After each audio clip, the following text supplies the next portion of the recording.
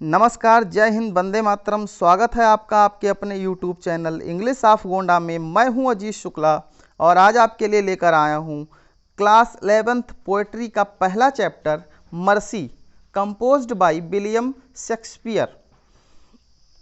आप लोगों को बता दें कि ये मर्सी जो चैप्टर आपके क्लास 11th में लिया गया है, यह है विलियम शेक्सपियर के प्रसिद्ध नाटक द मर्चेंट ऑफ वेनिस की नायिका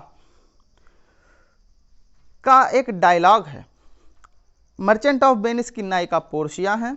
पोर्शिया जो है ये साइलाक से दया के गुणों का बखान करती है, जिसे आप लोगों के लिए एक लेसन के रूप में यहाँ पर रखा गया है।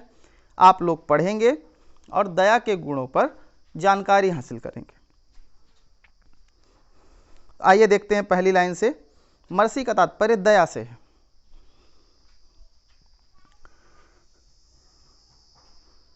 The quality of mercy is not strained. The quality of mercy is not strained. Strained का मतलब होता है जोर या दबाव। क्वालिटी का मतलब गुण, मर्सी मतलब दया। अर्थात दया का गुण किसी के जोर अथवा दबाव डालने से जन्म नहीं लेता है। किसी के जोर अथवा दबाव डालने से दया की भावना उत्पन्न नहीं होती है। It droppeth, यह गिरती है। As the gentle rain from heaven, जैसे एक साधारण वर्षा बरसती है। अपॉन द प्लेस बीनीथ, नीचे की ओर, जमीन पर। इट इज़ ट्वाइस ब्लेस्ड, यह एक दोहरा वरदान है। It blesseth him that gives and him that takes, यह दोनों के लिए वरदान है, चाहे दया को दिखाने वाला हो या दया को प्राप्त करने वाला हो। दोनों के लिए ही एक वरदान के भांति यह कार्य करती है। चैनल पर नए हैं तो सब्सक्राइब कर लें। एक बार फिर से देखिए। तो इसका आप जब एक्सप्लेनेशन लिखेंगे तो कैसे लिखेंगे? Mercy can not be shown under force but it is natural. It comes naturally like gentle rain. It is double blessing the receiver as well as giver of mercy gets Joy. It is the most powerful quality. आइए देखते हैं next stanza. TISS mightiest in the mightiest, यह सर्वशक्तिमान है। It means it is the most powerful quality. It becomes, यह हो जाती है।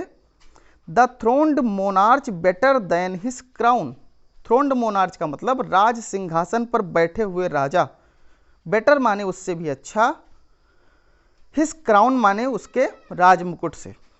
अर्थात राज सिंहासन पर बैठे हुए राजा के मुकुट से भी ज़्यादा महान एवं शक्तिशाली दया होती है। बिकॉज हिज स्कैप्चर, क्योंकि उसका राजदंड, shows the force of temporal power, वो दिखाता है अस्थायी शक्तियों को। राजा का स्कैप्चर का मतलब राजदंड, टेम्पोरल माने अस्थायी। तो वही कह रहा है कि राजा का राजदंड दिखाता है अस्थायी शक्तियों को। The attribute to awe and majesty, और उसके अंदर जो ये गुण हैं, अर्थात राजा का सम्मान यदि लोग करते हैं तो वो केवल उसके राजदंड के वजह से, अर्थात भय के वजह से, उसके वैभव के वजह से, उसकी संपदा के वजह से, अर्थात राजा का सम्मान उसके डर के वजह से होता है, ना कि ही उसके अच्छे गुणों की वजह से। Wherein doth sit the dread and fear of kings, यह केवल राजा के डर के वजह से ही होता है।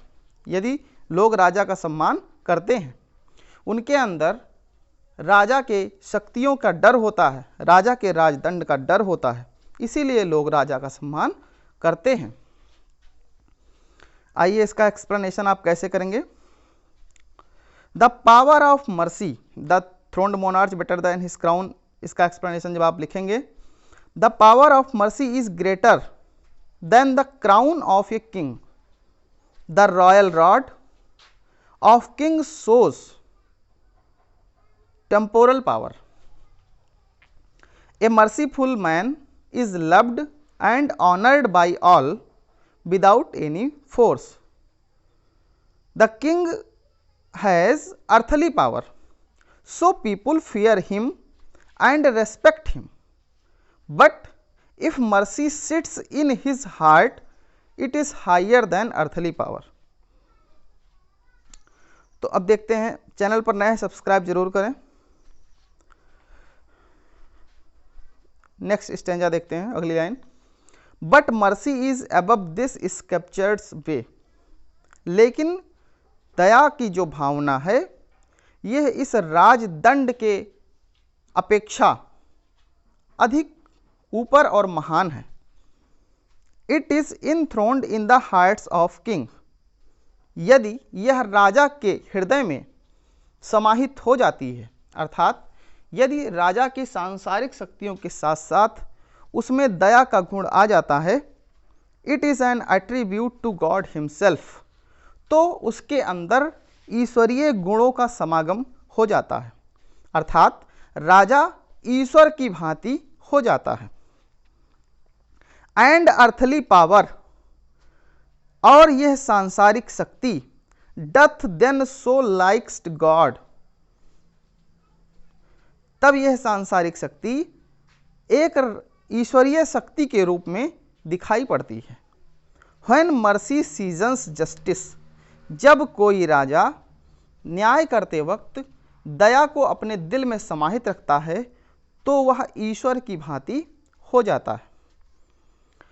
अब देखते हैं इसका एक्सप्लेनेशन आप कैसे लिखेंगे कि the king has earthly power, so people fear him and respect him, but if mercy sits in his heart it is higher than earthly power.